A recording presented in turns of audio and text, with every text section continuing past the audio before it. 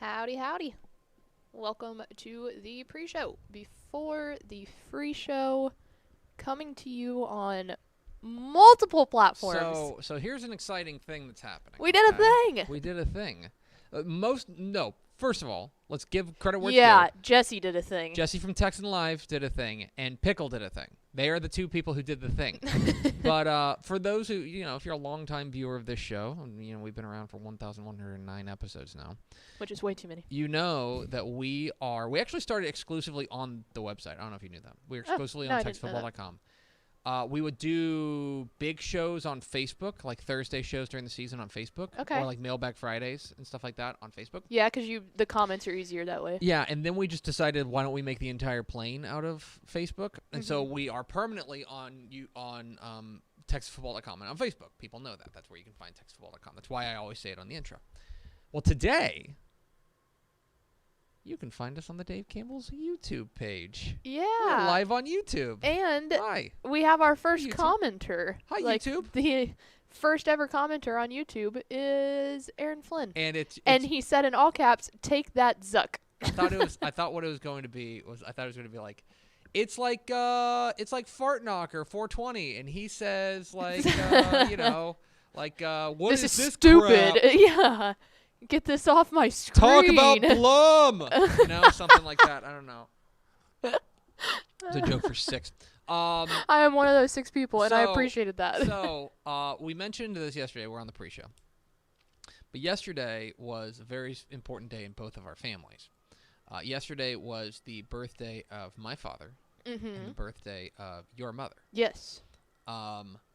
We had a little Zoom get together, and I'll tell a story on my father. So there is there's a delivery company, or there's a that's not the way to put it. There is a company. Yes. And they haven't paid us, so I won't use their name. Say their name. What they do is it's cookie delivery. I think you guys are sweet probably treats. Sweet I would treats, say. Yeah, because you can get brownies and stuff. But it's like in the same way that you send somebody flowers, you can send somebody cookies or brownies or things like that. That was a big player for us whenever, and I'll give you this your little friend tip. When friends have babies, that's a huge, because when we had Hank, when we were in the hospital, somebody sent us Tiff's Treats. That's the name of the company. You just said it. Whatever. Somebody sent us cookies and brownies, and that was the greatest. The greatest. I have always remembered exactly who did it, and I thank them every time I say it. That's anyway. So my brother got the idea, let's send my dad cookies for his birthday. But where my folks live, they don't have that particular big conglomerate, but they do have a different bakery that does the same thing. Yeah. Delivered cookies. Yes. Right?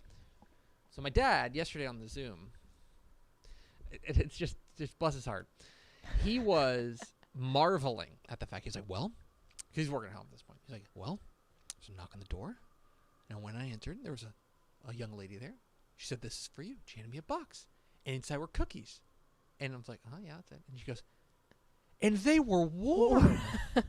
And I'm like, yeah, it's kind of the conceit of the whole thing. That is the whole bit. There is a purpose here, and you have found it. But it's like I don't know, like for me and you, like I think we were quite familiar with that product. Oh yeah. It's like, that's I don't know. It was really funny that he was like, I just couldn't believe it. Like right. Like miracles. What are we doing here? Wow, we've got warm cookies. Well, and I told you we had a similar experience. We planned a surprise party over Zoom for my mom, and we decided to roll back like Kahoot trivia. So I made a quiz about my mom and my family members.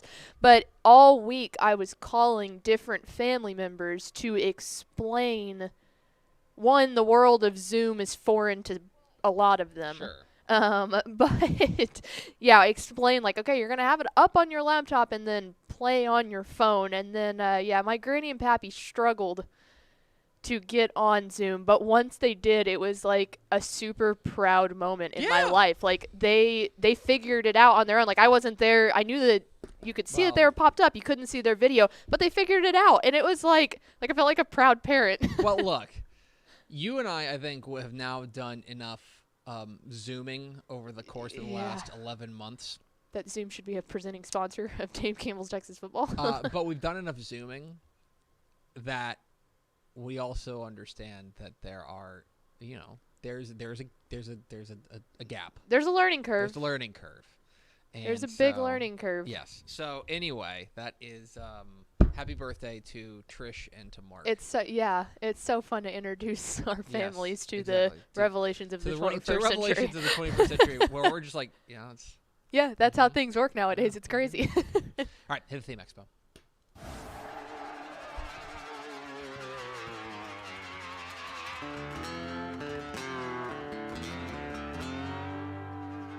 Let's go! Free money!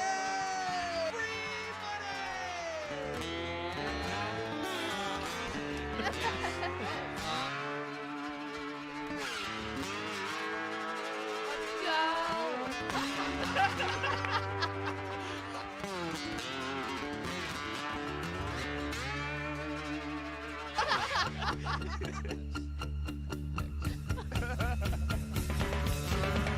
Learn how to sing the blues, baby. Put shot glass in your hand. Yes, y'all! From the Dave Campbell's Texas Football Mothership here in beautiful Louisville, Texas. Is it though? It is Today. Texas Football Today, a show on the internet more than ever. My name is Greg Tepper. I am the managing editor of Dave Campbell's Texas Football, a magazine, texasfootball.com, a corresponding website. Thank you for spending part of your day with us. Whether you're watching us live on texasfootball.com, on Facebook, or on YouTube, Let's go. or you're listening to us on the podcast, which you can subscribe to on the podcast vendor of your choice. Either way, thank you for doing your part to support your local mediocre internet show. I am sitting over there at the helm today, making us sound good. She is the Duchess of the Dorks, and she's the one who got us up on YouTube. She's actually Partially. Yeah. Give credit where credit's due. Jesse from Texan Live help. But yes, we did. We made it happen. Hello, take YouTubers. Take credit for it. Yeah, I like Jesse though. Like if it was you, I would have totally taken credit for it. Yeah. But I like Jesse. Yeah, that's true. Today is Friday, February 12th. We don't know. We have no Friday, idea. it's freezing. February 12th, 2021. 286 days till Thanksgiving. Episode 1109, 1109. This is the Mike Wallace episode, not from 60 Minutes, but instead from those 5 games in 1977 with the Texas Rangers. So how about that? That's some. Who could forget those 8 innings? Yeah, I remember them like they were yesterday. On today's show, friends, at the back half of the show, I'm gonna go back to 4. The back half of the show, we've got Fun Topic Friday, and we're going to talk about the greatest athlete of all time. And I want you to tell me who is the greatest athlete of all time. Let us know on the text line or in the comments. You can text us 972-532-6665, 972-5-DAMN-OK, 972-532-MONK, or let us know in the comments. Let us know who is the greatest athlete of all time. And if you've already sent it in through text, I have a running list going, so so don't don't feel the need to send You don't it have to again. send it in again. But we want to know, who do you think is the greatest athlete of all time? We will discuss that at the back half of the show. We will have another topic off the top. But first, Pickle, do we have first 4 through the door? We sure do. It was Rob Hadaway, Tony Blaylock, Aaron Flynn, and Lau Good. Welcome in, fellas. Again, shout out Aaron Flynn. First comment and first 4 through the door. He's on a heater. He's on a heater. Okay. So I want to discuss an article. I read something. And if I read something, I'm going to brag about reading something. And Yeah. that's what this whole segment is. I read an article. But no, this is an article by Bud Elliott over at 24/7. I believe Bud Elliott used to be at SB Nation. I've been following Bud Elliott for a while. He's one of, in my opinion, one of the finest national recruiting minds out there, and I think he thinks about recruiting in a really interesting way. He's got a piece up on on 24/7. Not on TexasFootball.com. No, TexasFootball.com. I want to be very clear about that. 247.com. The headline is why FBS college teams signed 400 fewer recruits than normal in 2021.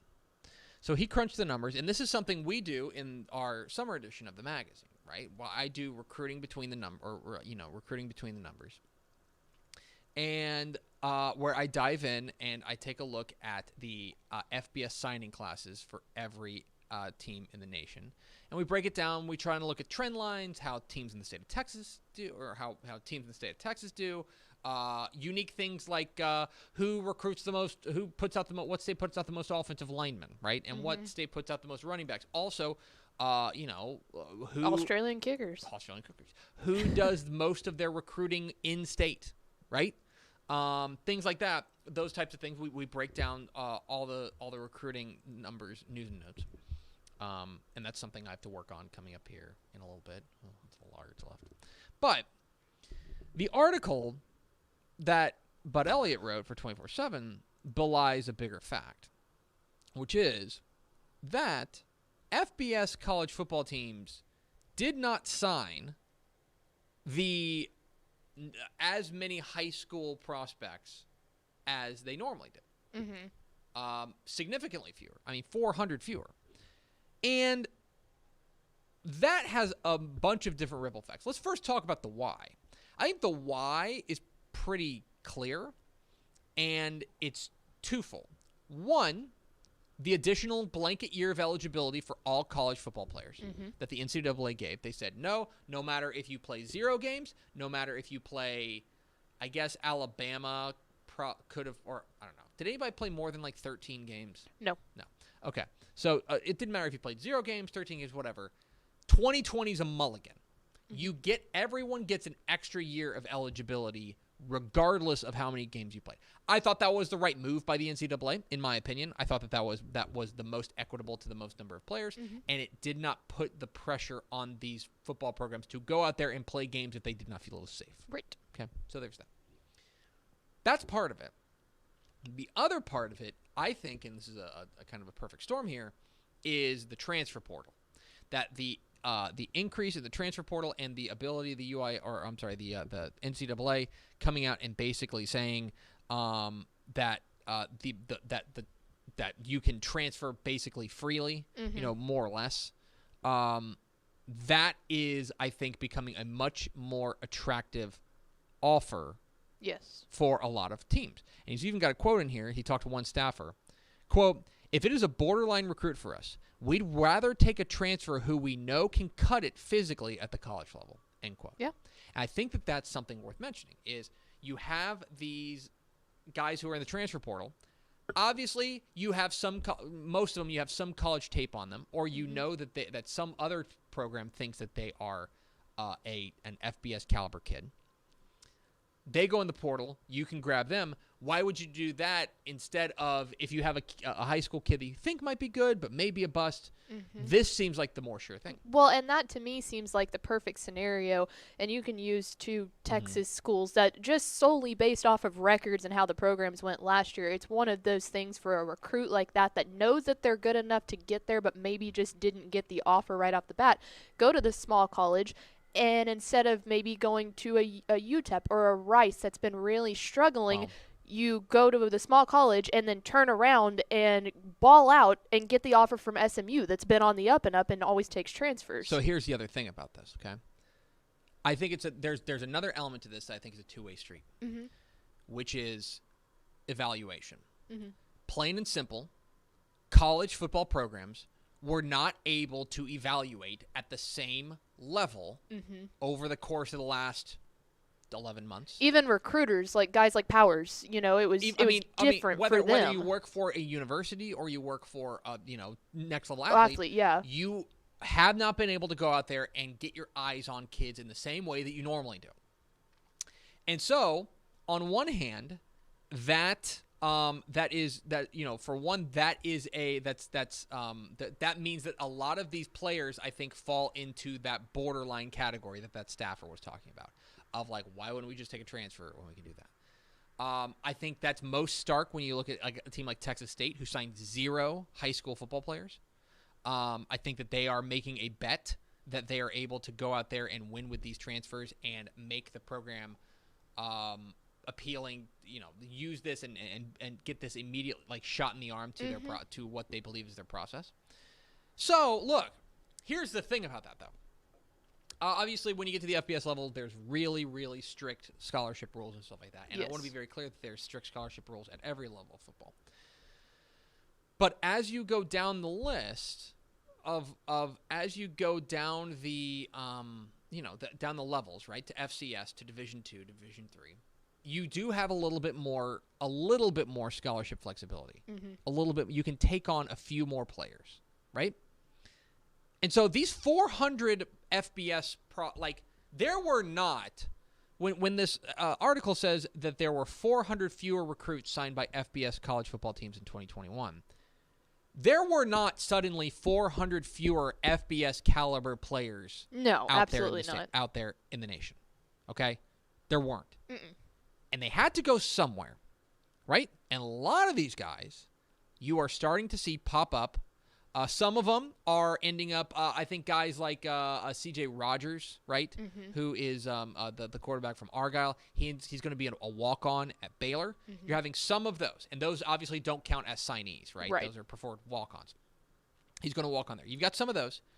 You're also going to go take a look at the recruiting classes that Sam Houston State and Stephen F. Austin and West Texas A&M, right? And Abilene Christian, and Incarnate Word, and Texas Lutheran, and Southwestern. Go look at the signing classes that they're bringing in, because what you'll notice, I think, if you have a keen eye and you understand kind of what you're looking at, what you'll notice is there's a noticeable bump in quality in these signing classes. That it is a trickle down effect that. Okay, you're not getting this scholarship offer from, Texas State. You thought you were going to get a scholarship offer from Texas State. It doesn't come along. Well, then you end up maybe going, I'm picking a school at random. You end up going to, McMurray. Yeah. Right? You decide, I'm going to go play at McMurray instead and ball out and be the star there. Every level, those 400 players had to go somewhere. And by the way, those 400 players are that maybe, sake of argument, let's say those 400 FBS players that didn't get signed by FBS teams, let's say they go down and they're playing at the FCS level now. Well, those 400 FCS quality players, they got to go somewhere too. Right. And so they're going down to Division 2 and then, and so on and so forth. What I am saying is that I think that there is a really real chance that over the next couple of years, I would say for the 2021 fall season and the 2022 fall season, I think there is a real chance that you see a significant increase in talent level and in quality of football that you see at that level, because there's going to be this talent infusion that they simply have not had in the past by virtue of the circumstances that came around with the COVID-19 pandemic. And it makes me wonder, too, if you want to take it a step further and say that since a lot of these programs are ending up playing in the spring, there's going to be a larger fan base, I feel like, that also boosts from small college football, because it's a casual fan like us, even though we work in it. But still, it's like, are you likely to watch a McMurray football game in the normal season when everything else is going on? To be honest, probably not. But am I going to sit down and watch it in the depths of March because there's nothing else going on? So it's one of those things, I feel like you look at that, more people start watching it. If they're seeing this product on the field be better than it ever has been, then it's one of those things where it's like, oh, hey, there's good players. I could go play against good people. I think that's right. And then the train continues. And I think that what you're going to see is, especially these teams that are playing in the fall, or I'm sorry, playing in the spring. Tarleton plays Saturday, I think, on Fox Sports Southwest Plus. Yes. Tarleton plays this Saturday. That is going to be, like, in normal circumstances, the Tarleton game would be swallowed whole by the entirety of college football happening. Right? It wouldn't even be broadcast. Because Notre Dame's playing whoever, right? And everybody's paying attention to that game. Instead, the focus is going to be on there, and I think you're right. There's going to be more eyeballs on the small college world. Again, nobody's saying the pandemic is a good thing. No. What I'm saying is I think that in a variety of ways, from the talent level and from the exposure level, as you mentioned, I think that you could see a boost in the small college football world under the FBS level.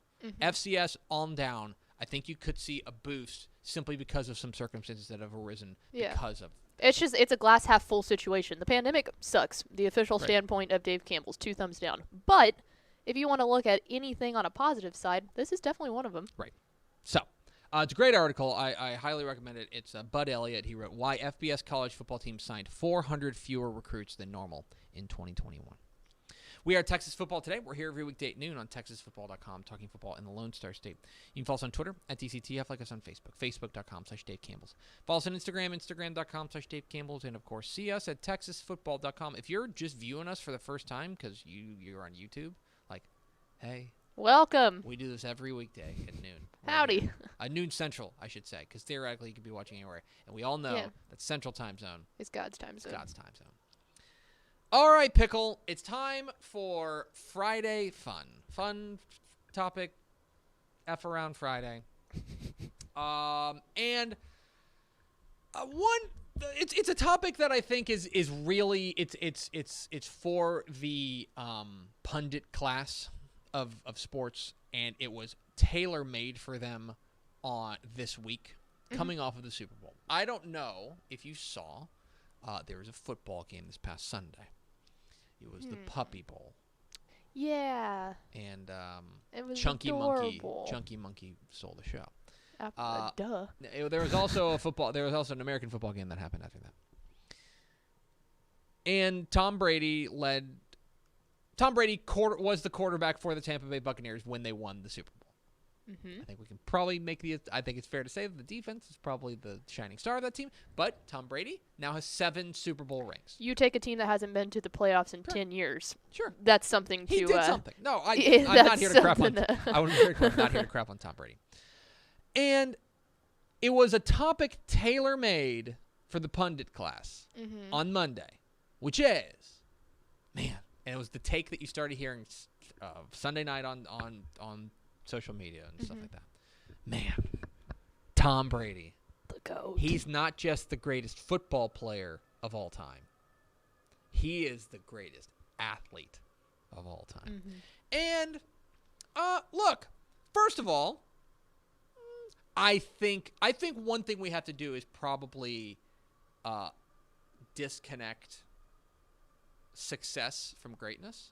Yes. And I know that's weird. But what I mean is that I can agree Tom with Brady is undoubtedly the most successful quarterback of all time. He has 7 Super Bowls, right?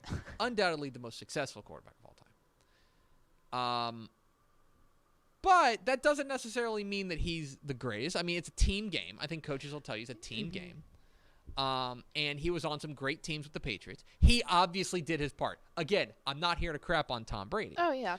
But I don't think that having the most championships automatically makes you the greatest player in your sport. Yes. That's something I would go a little bit. For example, the player who has in baseball, the player who has the most World Series rings. Do you know this? Is Yogi Berra. Yes. Yogi Berra, the catcher for the I Yankees. didn't know that. Yogi Berra, great player, Hall of Famer, Undoubtedly. all the way. Yeah. Undoubtedly, not the greatest player of all time in baseball. He's not the greatest baseball player of all time, right? We can certainly have a debate on who the greatest baseball player of all time. But so we open it up to you. We're still taking comments and text. 972-532-6665 if you want to text us and let us know who you think is the greatest athlete of all time. Because here's a few that I'll throw out there that are maybe a little bit off the beaten path. Okay. I think I have some too. Okay. Muhammad Ali. I think Muhammad Ali has an argument to be the greatest athlete of all time. I think that he was I think he changed the face of boxing. Yes. I think that he was a dominant champion during a time in which, during arguably the golden period of heavyweight boxing. I think Muhammad Ali and the way that he did things, he has an argument to being the greatest athlete of all time. You hit such a nail on the head, though. The change the way that blank. That is such a key factor in this when I start thinking about this topic, is they changed something. Yeah, they did. I think there's a real argument to be. I think if you want to go into maybe an off sport, maybe we don't think about it too much here in Texas, but Wayne Gretzky. Yep. Wayne Gretzky is pretty clearly the greatest hockey player of all time. And like he's the guy that everybody compares hockey players to. Mhm. Of like he could like if you say he could be the next Gretzky, like Yep. that's what you're saying. You know what I mean? So he's a guy I would throw in there. I'll throw one out there and then I'll shut up and let you talk. Okay. And maybe it's again because he's in a sport that's different. I feel like we're going in the same place. Michael Phelps. Yep. That was the one I was going to bring up. Michael Phelps is 28 medals. I mean, he's He the holds the greatest. record. He's the greatest swimmer of all time, and I mean, I'm not here to. By the way, one thing I don't want to do is I'm not here to judge like, oh, being a swimmer is tougher than being a basketball player. I think that is there's great sushi and there's great Burgers, but they're not the same. We can You don't compare agree them. that they are both great. You know what I mean? So I'm not here to do that. But I do think that when you take a look at what Michael Phelps accomplished and what he was able to do and the dominance that he showed in his sport, I think Michael Phelps has an argument. Okay, I'll shut up and let you talk.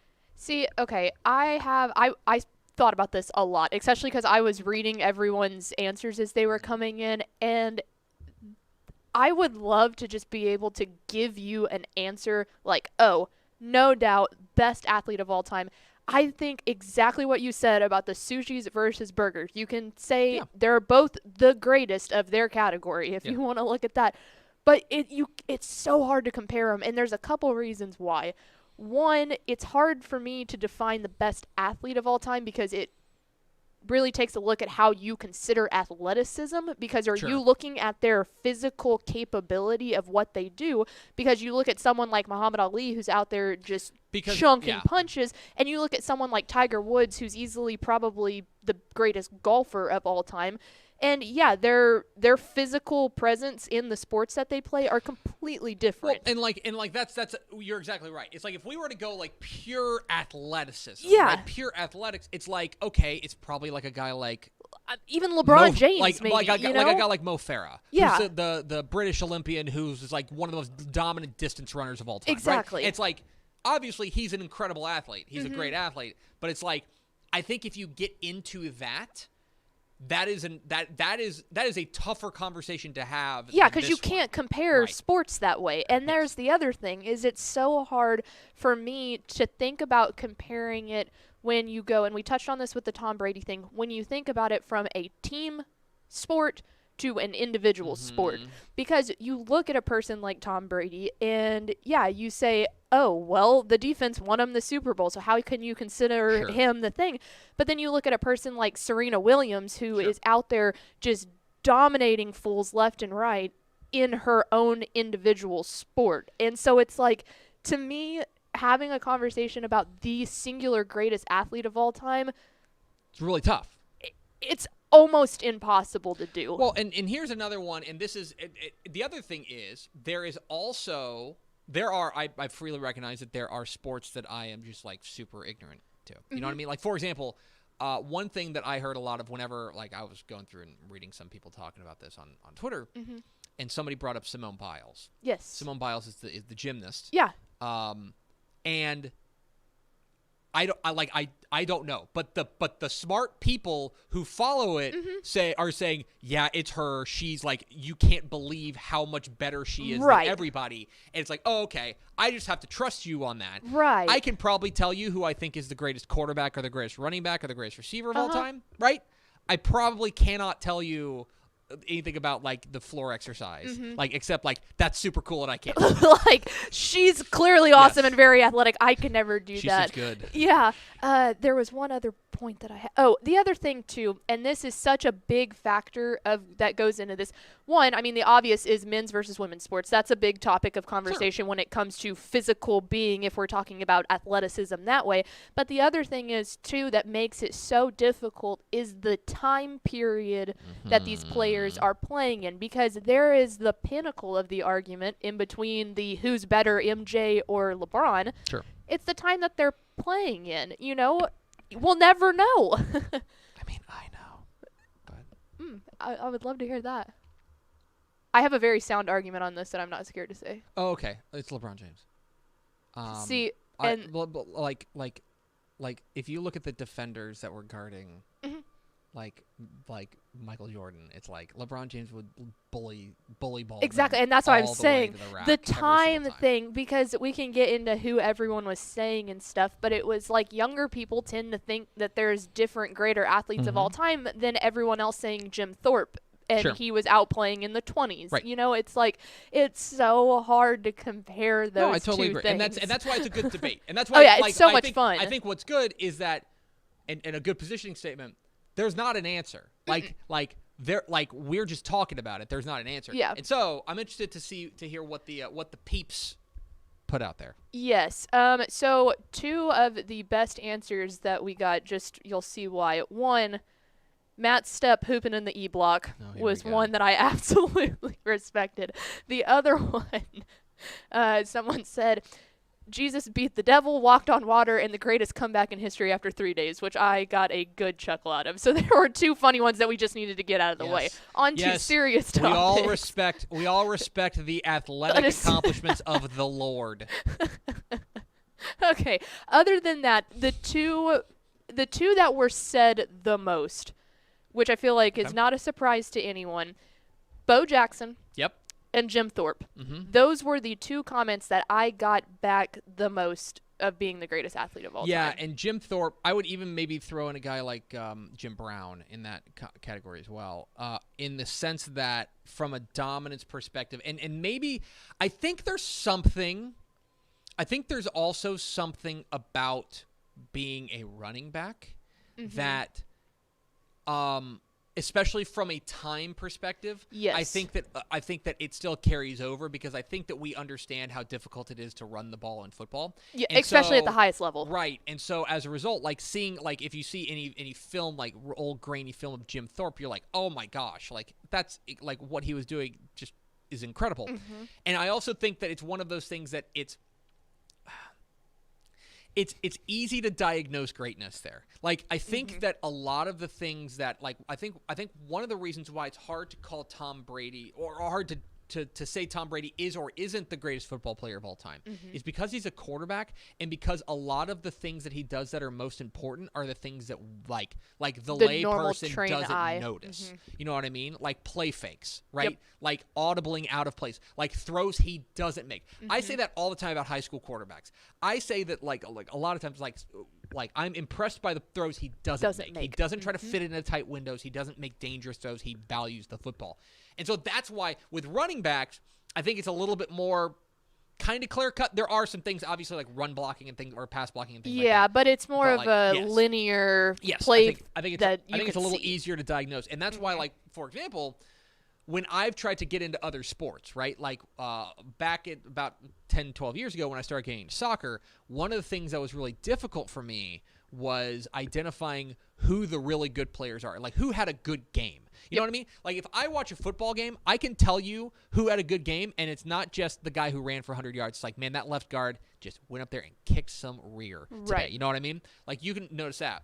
It's harder to, and when you're learning a new sport, like with soccer, that is harder to do. It's a learning curve. I feel like I can do it now a little bit, but like that's why Pele's probably on this list. That's why Diego Maradona is probably in the conversation. That's probably Lionel Messi, Cristiano Ronaldo, if that's your flavor. Like, that's they're probably in that mix as well because they are so dominant at the sport that they play in their time period. And I think the biggest reason that so many people say those two in particular is the multi-sport aspect of it.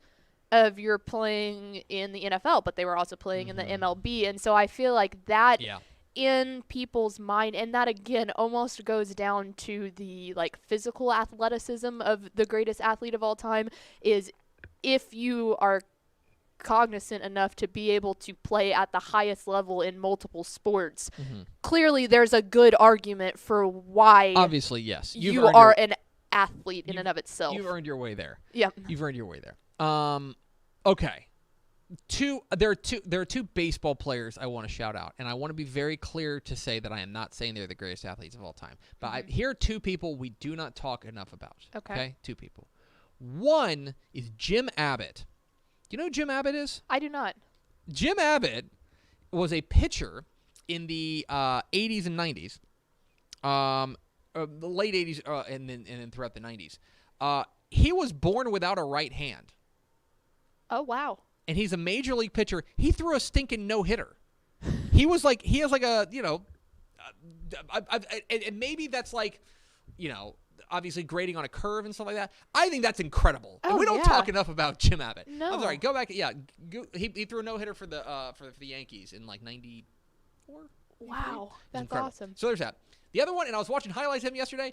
We do not appreciate the greatness of Ichiro. Ichiro might have been one of the greatest baseball fair. players of all time. That dude was unbelievable. And I don't know. Anyway, those are two baseball players I want. Well, and there's a whole nother level of when you start looking at Paralympic athletes. Oh my gosh. Like, how can you, like, reasonably speaking, how can you not say that the stuff that they do is that much more insane than a person like LeBron who is completely healthy? Yeah. It's all It's those tough. different levels, It's you tough. know? Yeah, it is. Because that's a feat that's just insane. Sure. Okay. So, let us know who you think is the greatest athlete of all time. Do we have any comments? Yes, someone else brought up a really good point, and I don't know if they meant it as a joke on Twitter, but it's also true. Like, they said Secretariat, the horse. The horse. Hey, but I listen. mean, seriously, they are in the sport. That's Yeah. that's like going out to golf and having your clubs. A golfer can't be a golfer without his golf clubs. You can't be one of the best horse or NASCAR. That's Another left turn. But And it's difficult. Who's that? There's a guy, and you'll have to. I would say Dale Earnhardt Jr. is the best in NASCAR, but that's just You'll have to another day. excuse me, but there's a guy in F1 who's Yeah. just like so clearly like the most dominant driver out there. It's like, does he count? You Yeah. know what I mean? That's why it's a good topic. That's why it's an It interesting is. topic. Let's see. What was another one? A lot of people are throwing out. Where was it? Where did it go? Deion Sanders. Deion Sanders was incredible. Deion Sanders was really, really. The good buddy of mine put Tiger Woods, and he gave his reasoning there. He said most polarizing athlete of all time, most dominant, most wins in a PGA Tour. The comeback story plays a big thing, and Sure. still good at the age of 45. Sure. No. And I think there's another thing of like, and when you're measuring this in, like, longevity, it's Yeah. like if you are incredible like for 1 year, it's like okay, like that's great, but what does that actually mean? Anyway, We got one more though that I want to know if you have heard of this person, because I'll be honest, I had not. is it Babe Dietrichson Zaharias? Yeah. Yes. Awesome. Do you know why? Do you know this is sad? Because Beaumont. Have you been to the museum? Yes. There were two reasons. One, Tony told me about it. and then the other thing about her, and this is something. This is fair, but we have the same birthday. So Oh, okay. we have the same birthday. Can I and read so off it some was one of those things that like I was like when I was you're 10 years old, you look up who is your birthday. It's like Babe Dietrichson Zaharias. Who is this? Who is this? And then it's like, oh my gosh, yes, go ahead. Yeah, if people haven't heard of her, so she Shout did. out PA. Yeah, track and field. She has 2 Olympic gold medals, 1 silver gold medals, 4 world records in the 1932 Olympics. Then she went on to play golf. She has 41 tour wins, including 10 major championships. She's in the LPGA Hall of Fame, Female Athlete of the Year 6 times, awarded the Presidential Medal of Freedom, and was a basketball All-American. She also played basketball, an expert in softball, diving, swimming, roller skating, pool, and bowling. And I did some really deep diving here and found out that she was known for being really good at sewing. She used to sew her own golf attire together, and she won the 1931 State Fair of Texas sewing contest for one of her golf outfits. And she also played the harmonica. That's just the coolest person of all. That's a human being thing, not an athlete thing. Yeah, it's an interesting topic, and I don't know. I want to be very clear. There are definitely 500 different people that we should have mentioned that we didn't. Yeah. But it's an interesting topic that Tom Brady thing really wanted me to get that. Although counterpoint, Tom Brady got super drunk on a boat, so maybe it is Tom Brady. Yeah, avocado tequila, apparently. That's a thing. Yuck. I don't know about that, but he looked like he was having a good time. That's going to do it for us. We do not have a show on Monday for a couple of reasons. One is President's Day, so we're going to honor the presidents. And two, I think the roads are going to be super bad. It's going to be really cold, so we're not going to do that. So there's no show on Monday, but we will be back on Tuesday, God willing, and the creek don't rise. So it's going to do it for us. Thanks for spending a little bit of your day with us. Follow us on Twitter at DCTF, like us on Facebook, facebook.com/DaveCampbells. Follow us on Instagram, instagram.com/DaveCampbells, and of course, see us at texasfootball.com. For Ashley Pickle, I'm Greg Tepper. Vince Young, do you want to be known as the greatest athlete of all time? Get your Please trophy. get your Player of the Year trophy. See you Tuesday on Texas Football Today.